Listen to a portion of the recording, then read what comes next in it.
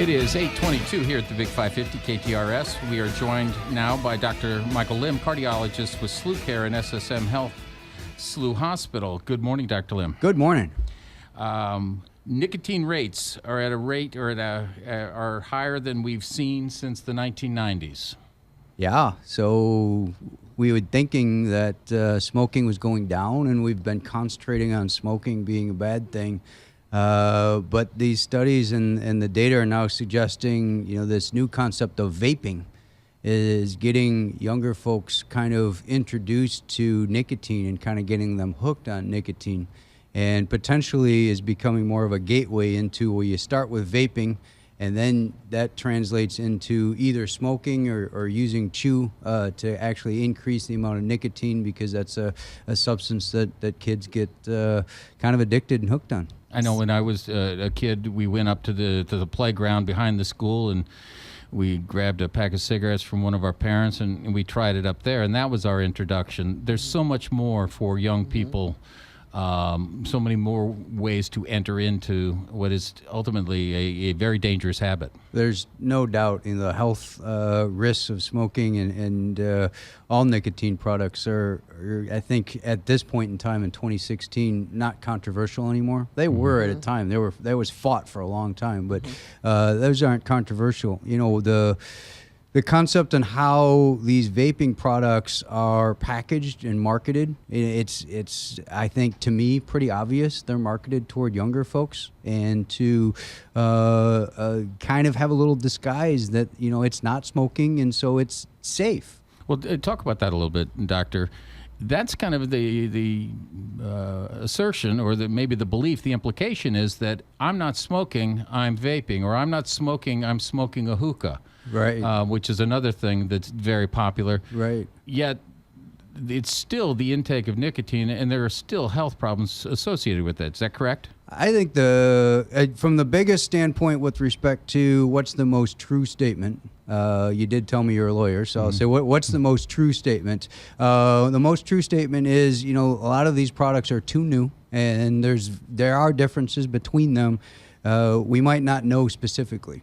But what we do know is if they're vaping nicotine containing liquids, they will get hooked on that, and they will seek more, because that's normal human behavior to find a substance that gives you some positive reward and positive feedback, and then you start getting hooked on it. Now, the FDA is looking to start controlling vaping because of how these liquids are made and what other potential chemicals they could contain, which potentially could be very unsafe. The issue is we don't know. Are adults, though? I know young people, they're packaging all this for young people, but are adults smoking less? Adult smoking has decreased a little bit on some years and stayed flat on others. And, when vaping first came out, I saw the advantage from a vaping standpoint as a potential tool to help adults quit smoking. And so part of quitting smoking is to try to wean yourself off of the nicotine. So you could actually kind of use vaping as a tool to decrease the amount of nicotine you take in and kind of get yourself off of the cigarettes, same way as a patch or a gum kind of a thing. And so I think that it's not necessarily all bad, but it has to be used right. And you have to have a purpose. Going from nicotine to heroin, the same thing. We've seen this tremendous increase in opioid addiction, which oftentimes for people we hear starts with taking legal prescription opioids, and then that has continued on to an addiction that results in people trying and oftentimes dying in the use of heroin. There's a tremendous number of people that are dying in this region, and an increasing number this year, exponentially higher number this year than last year and the year before, of opioids, heroin, and prescription painkillers. The biggest one that I think everybody's aware of is Prince.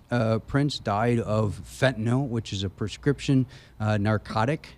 Pain-killing medication. He died of likely an overdose of that medication. But he's the name brand guy that everybody knows about. But there's people that are falling into the clutches of this daily. In the medical profession, how do you see yourself addressing this, your profession, oftentimes it starts with a prescription written following an injury or surgery for some kind of painkiller. Yeah, so this is very, very, very challenging because it's a double-edged sword from a doctor's standpoint.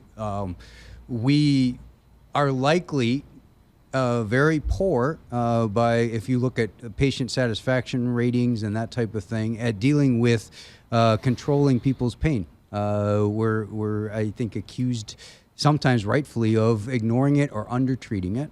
But on the other hand, what we just talked about in terms of, well, if we give blanket prescriptions to these heavy dose narcotics, then potentially people become addicted. So I think, what's the answer to that? Well, in my book, it's always somewhere in the middle. So people who have real pain, that have post-surgical pain and that type of thing, that need short-term pain control, they should get it. And we shouldn't necessarily worry about being addicted to it. Now, when that translates into months and on a chronic use standpoint, then red flags got to go up, and we have to start saying, hey, this is kind of a problem.